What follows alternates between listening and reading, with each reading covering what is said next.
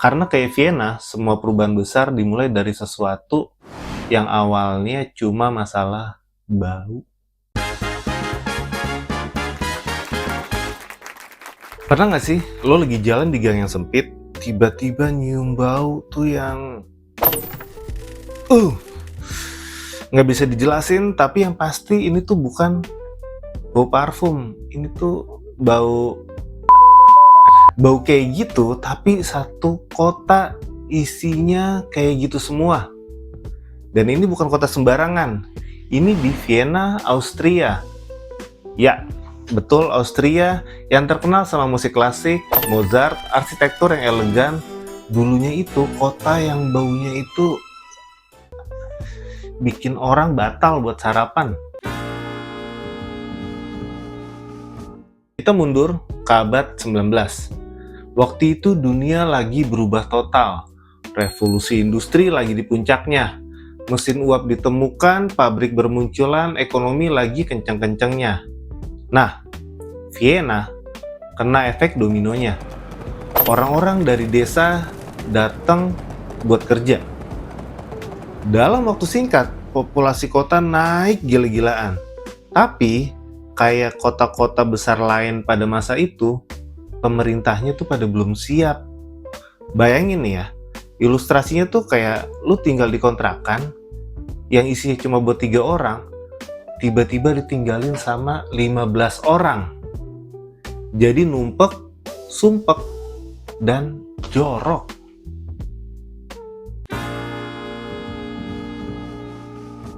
Bisa tebak masalah yang paling krusial pada saat itu?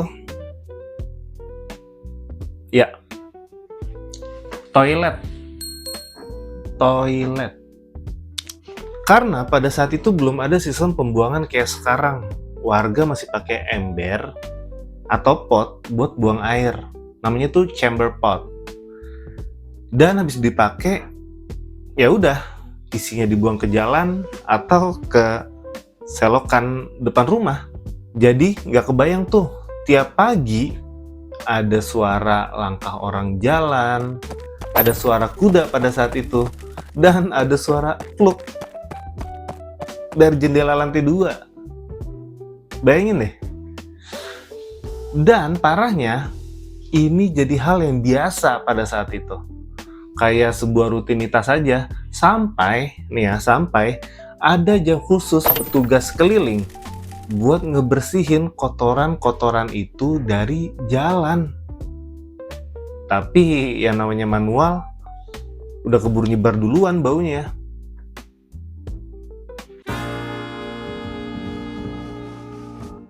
Nah, karena semua buangan akhir itu ngalirnya ke sungai utama mereka, Danube, air jadi masalah sumber baru.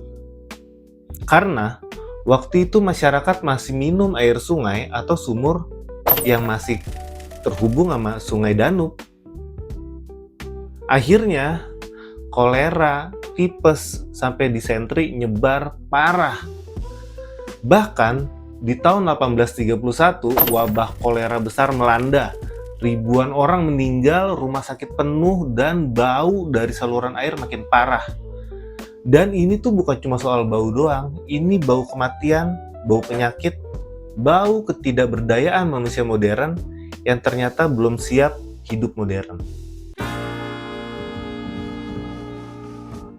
Lucunya, waktu itu para bangsawan dan elit tinggalnya itu di bagian atas kota.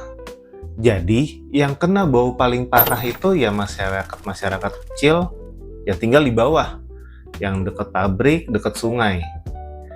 Orang miskin gak cuma hidup sesak, tapi literally hidup di tengah limbah. Dan di titik itu mulai banyak kritik-kritik sosial. Banyak penulis, jurnalis, bahkan seniman yang nyindir kondisi pada saat itu. Ada yang nulis, bagaimana mungkin kota peradaban bisa berbau seperti kandang sapi? Dan sindiran-sindiran kayak gitu akhirnya mulai menyentil pemerintah. Sampai akhirnya muncul tokoh penting, Joseph Aumann. Dia seorang insinyur muda Austria yang idealis. Dia bilang, kita butuh sistem baru nih, bukan cuma ember yang lebih besar. Akhirnya, di tahun 1850-an, Aumann ngajuin ide buat bikin saluran pembuangan bawah tanah besar-besaran. Mirip kayak sistem modern yang udah dipakai sekarang, tapi di masa itu, ini ide yang gila. Banyak banget yang skeptis, karena bayangin aja ya, zaman itu belum ada alat berat yang canggih, tapi dia mau ngegali ratusan kilometer terowongan di bawah kota. Tapi ya, karena udah nggak tahan sama baunya, proyek ini akhirnya disetujui. Akhirnya proyek dimulai, pekerjaan dimulai, para pekerja mulai ngegali tanah, bangun lorong-lorong besar dari batu bata. Butuh waktu puluhan tahun buat nyelesainnya, tapi hasilnya luar biasa. Kota jadi lebih bersih, air sungai mulai jernih lagi. Dan yang pasti, penyakit berkurang drastis. Saking bangganya, kota Vienna bahkan pernah bikin tour ya, ke saluran pembuangannya mereka. Kayak museum sejarah, tapi isinya adalah kenangan pahit masa lalu yang bau. Setelah semua sistem dan pekerjaan itu beres, Vienna mulai berubah total. Kota ini jadi salah satu yang paling bersih dan modern di Eropa. Bahkan, sistem pembuangannya dianggap salah satu yang terbaik di dunia waktu itu. Dan lucunya, keberhasilan itu jadi simbol kemajuan peradaban. Dari bau, jadi prestasi. Dari limbah, jadi kebanggaan. Kalau kita pikir-pikir lagi, ada pelajaran yang gede banget dari kisah ini. Bahwa kadang perubahan besar lahir bukan karena orang pengen berubah, tapi karena mereka udah nggak tahan sama keadaan. Kayak Vienna. Mereka baru beresin kotanya setelah hidup di tengah bau busuk bertahun-tahun. Kita juga sering kayak gitu. Baru mulai olahraga pas udah ngos-ngosan naik tangga. Baru mikir soal tabungan pas hidup udah mulai berat.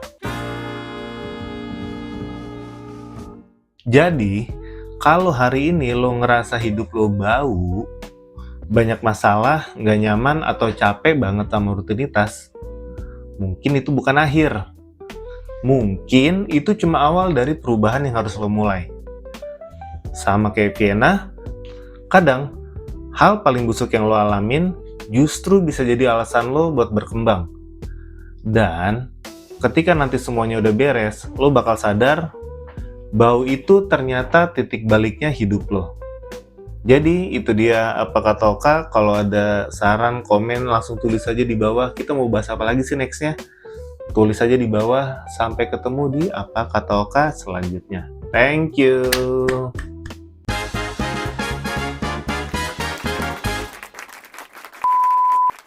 Bau parfum. Ini tuh bau... Ntar itu disensor tuh kan. 3. Nah, karena semua buangan akhir, karena semua Vienna update 5 nih yang audionya kerekam, yang tadinya kerekam. Dia seorang insinyur muda Austria yang idealis. Dia seorang insinyur muda Austria yang idealis. Dia seorang insinyur muda Austria yang idealis. Dia bilang, enak.